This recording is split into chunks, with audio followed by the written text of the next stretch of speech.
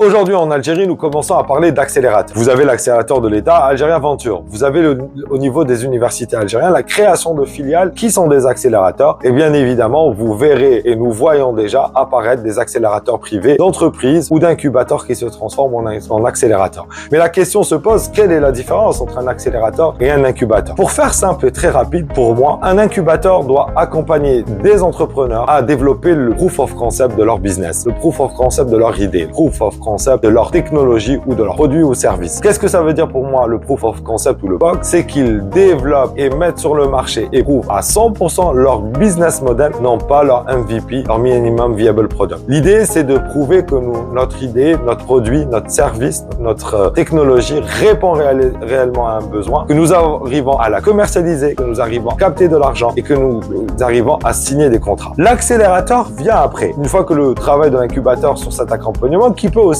aller vers des toutes premières levées de fonds par des business angels ou des organismes qui le permettraient ou des challenges qui arrivent aussi à financer les entrepreneurs et les projets de start-up.